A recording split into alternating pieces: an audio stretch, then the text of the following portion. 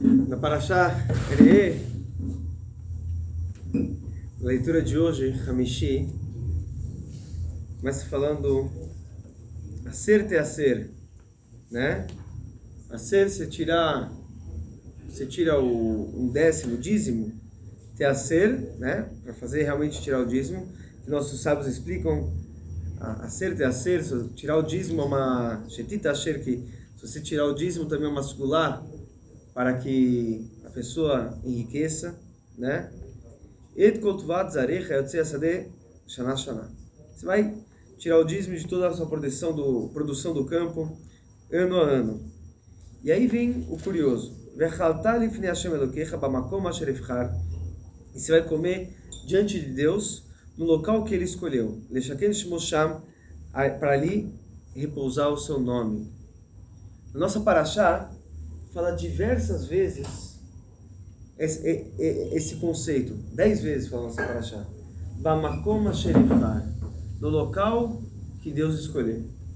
Uma cena tem que se levar para lá, né? E todas vai falando também da Shemitah e tudo, quando fala do Shalosh Regalim, sempre é Bamakom asherifar, no local que Deus escolherá. A Torá menciona aqui na nossa Parashá 10 vezes essa frase, no local que Deus escolherá. E não fala qual é o local que Deus vai escolher. A gente tem todas as leis específicas. O macer tem que ser comido, tem que ser levado lá em Yerushalayim, né? Não pode esquecer do convertido, da viúva, do órfão, do Levi, levar eles para, né, o macer Sheni, dar para o pobre, e tem que fazer a festa junto com eles. Tudo isso lá no local a ser escolhido. E qual é esse local a ser escolhido? A Torá não menciona. Isso é um tema recorrente em toda a Torá. Durante todo o Humash. Aparece mais, nossa Parashá especificamente aparece 10 vezes, mas o Humash fala isso mais de 20 vezes. Bamakom asherifchar, no local a ser escolhido, né? Isso é algo que no Tanakh fica bem claro, evidente qual é esse local, que é Yerushalayim. Mas no Humash, Moshe Rabbeinu não fala isso de forma clara. Como que descobrimos qual é esse local, né? O que ocorreu? E por que a Torá não fala isso de forma evidente e clara agora, nossa Parashá? A Torá está mandando várias e várias mitzvot que devemos fazer especificamente somente nesse local tão especial. E esse local, a gente fala que é Yerushalayim, é onde tem a pedra fundamental, a partir de lá foi criado o mundo, que é o local específico onde é o altar, o Mizbeach. Nesse altar, inclusive, que foi feita a Kedat Yitzhak, né? Avram Avinu, ele foi lá, e Deus também, interessante também para mostrar para Avram Avinu, Deus falou, vai indo, ele era parte do teste, ele ia falar exatamente qual lugar, até que ele viu a nuvem lá pairando. Yaakov Avinu também, quando estava saindo da sua casa, ele falou, eu não sabia que esse local era sagrado, né? Que aqui, esses são os portais do céu, eu não sabia. Ele não sabia também. Deus acabou fazendo ele adormecer nesse local e ele descobrir que aqui era o local específico de Jerusalém, do Bet HaMikdash, que é o portão do céu, né? E ele falou, essa pedra vai ser a casa de Hashem. Mas por que todo esse mistério, todo esse segredo, né? Muitas explicações são trazidas sobre isso. Eu queria compartilhar com vocês algumas. Eu acho que uma justo está ligada com esse passuco também que a gente falou agora, aser te aser, de dar o dízimo. Justo como que foi descoberto o local de Jerusalém? Se formos estudar a história lá no Tanakh, com David HaMelech, que foi quem fez todo o plano de construir e preparou toda a construção do Bet HaMikdash, que depois foi concretizada pelo seu filho, o rei Shlomo HaMelech. O rei Davi, ele tinha feito um censo.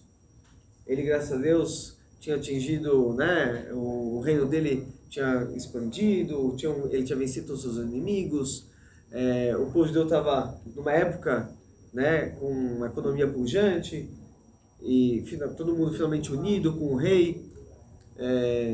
Então ele foi contar quantos homens hábeis estavam para a idade militar.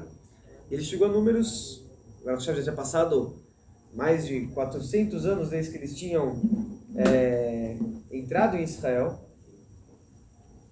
E agora ele faz toda essa contagem. E quando ele conta, ele não conta da forma como a gente vê a contagem que ocorre mas várias vezes, como o Shlomo conta, com meio shekel. Ele conta um censo, um a um, né? Ele manda o Yoav, o seu general, fazer a contagem. E isso... E o Yoav está dizendo assim, mas não pode. Não pode contar assim, mas ele conta. Isso causa uma praga. Tem uma praga que aflige e começa a atingir todo o povo judeu. Davi Amelech, então ele reza, ele ora para Deus, e ele vê num sonho um anjo apontando esse local do Harabait, o local do monte do templo, onde é para ser feito. E lá ele vê que se é feito lá, se ele fazer um korban, um sacrifício nesse local, que é um local específico, o Maimonides, inclusive, ele traz sobre a essência, a base do que é o Bet HaMikdash. Ele fala que é o Mizber, é o local específico de fazer o Mizber.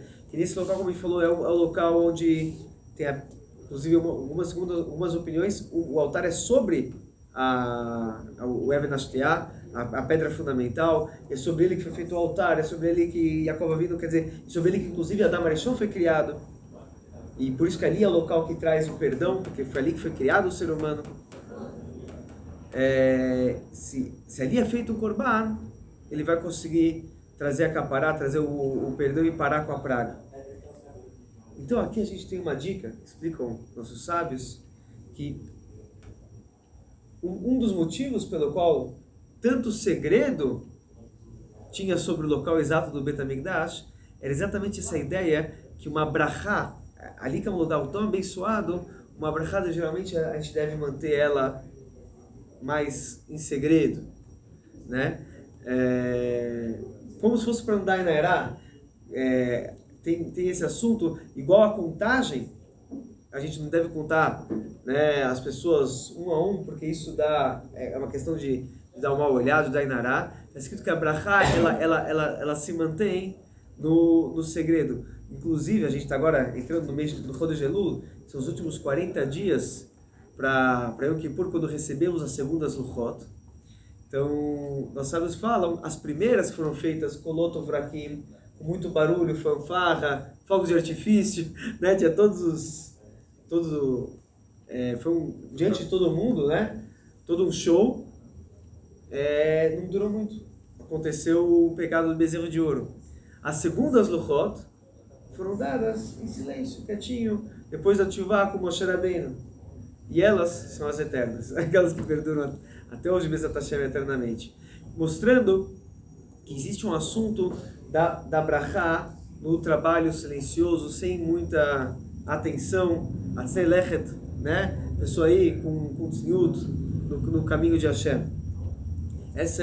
E justo então, um local como Yerushalayim, que é um local que é a fonte de todas as brachot, um local tão abençoado, que de lá sobe todas as brachot, e lá vem todas as brachot. Então, ele tinha que ser mantido mais em segredo, e essa, inclusive, é a solução, é a resposta para Davi Amelech, que estava fazendo uma contagem, um censo da grandeza do povo, do momento que ele vivia, de forma tão aberta. Outras explicações, já que sobrou aqui mais uns 2 minutinhos, outras explicações que dão de forma mais, inclusive, simples, olhando de uma forma mais estratégica, por assim dizer. Nossos sábios falam também que se já tivesse escrito, Deus tivesse falado de forma aberta e clara qual era o local escolhido, que tem todas as mitzvot e é o centro de todo o judaísmo e de todo Israel e do mundo inteiro, todas as tribos iam brigar por esse local. Na hora que Yoshua ia fazer a divisão da terra de Israel, todo mundo ia falar, opa, eu quero ficar mais, todo mundo ia estar brigando por esse local, eu quero estar mais próximo possível deste local. Que seja dentro do seu... Eu não vou aceitar qualquer... Que isso não faça parte da minha herança, da minha parte do meu território. No final, a gente sabe que Israel é um território que pertence, né? O Beit HaMikdash, ele pertence a todas as tribos.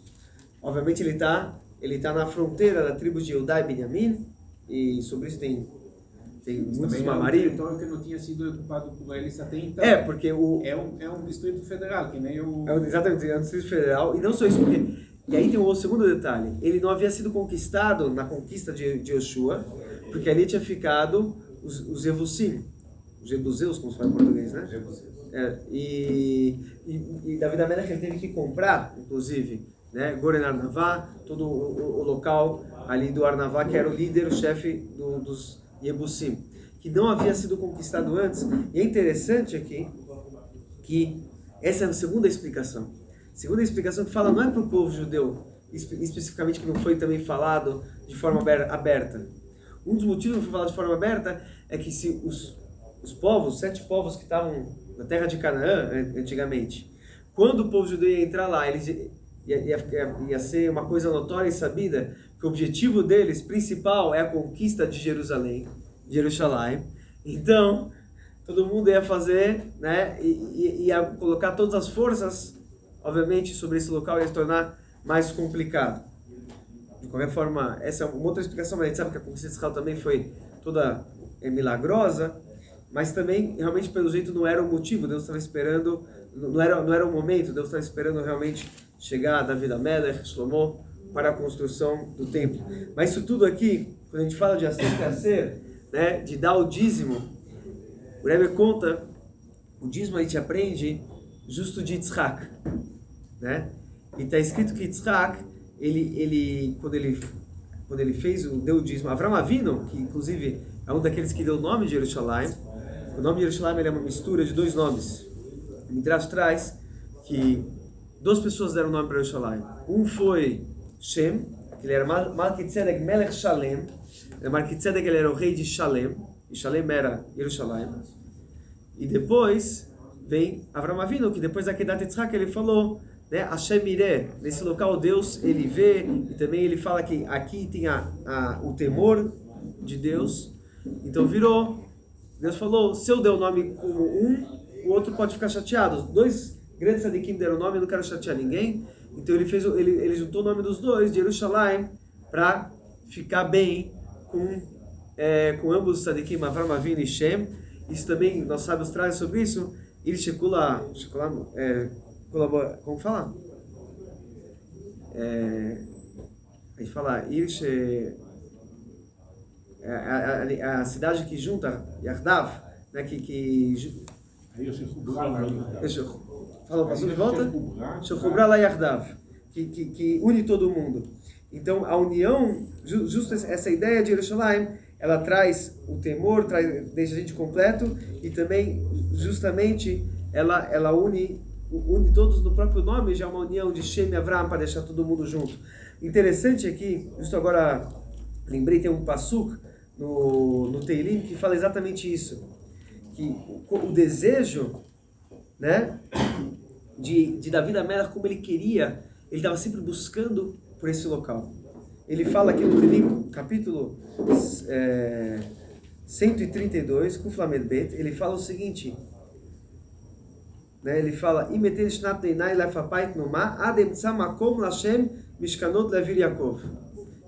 ele fala, não consigo descansar, eu estou buscando esse local de descanso de Hashem, quer dizer, o local do repouso de Hashem. Ele estava constantemente buscando, era um segredo.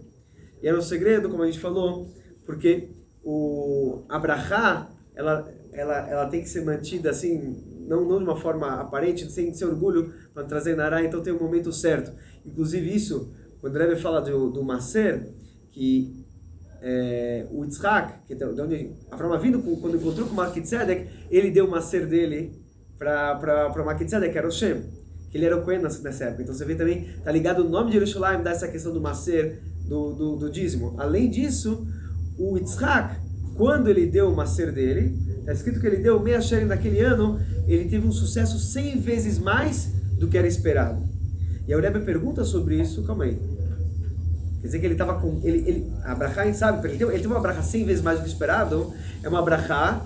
Não é mais que o esperado. O Rebbe... A Sharim era que rendeu 100 vezes, não o que eu esperava. Não, o Rebbe explica isso, está tudo uma sikha, ele explica que era 100 vezes mais do que esperado.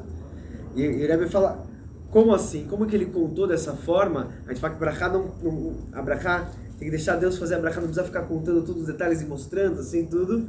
Então ele fala, o que ele contou, ele tinha contado o dízimo esperado.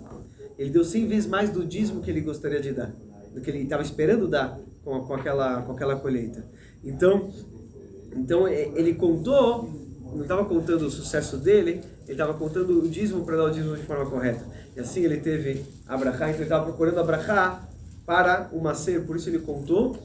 Mas de certa forma a gente tem que buscar manter as brachot de forma, né, besheket, e obviamente a tzedakah pode dar de forma mais elevada. Diga. Mas enquanto não teve Jerusalém e o templo estava em outros lugares, Shiloh. ali era o lugar onde levava-se os... Sim, obviamente, mas não se aplicava todas as regras igual o Yerushalayim. As regras, que não é todas as halachot que são iguais quando tinha a época de Shiloh e quando tinha Yerushalayim. Quando chegou Yerushalayim, realmente, aí ficou o Isur Bamot e tudo mais, ficou aplicado. Pegando o Rambam, ele traz as leis, as halachot, mudou quando finalmente encontrou Yerushalayim. Muda as halachot sobre várias questões de nós vimos isso no Parashá agora, que não vamos fazer do jeito que nós estamos fazendo agora, Sim. que vai abater a outra. Cada um faz isso.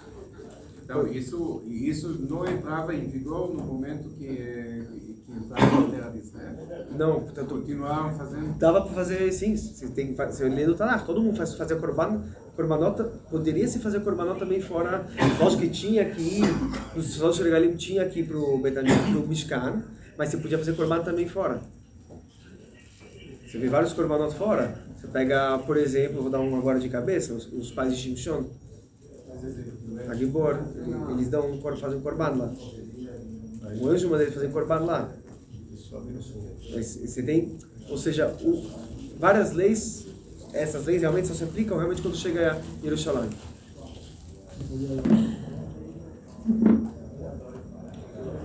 Lembra de hoje?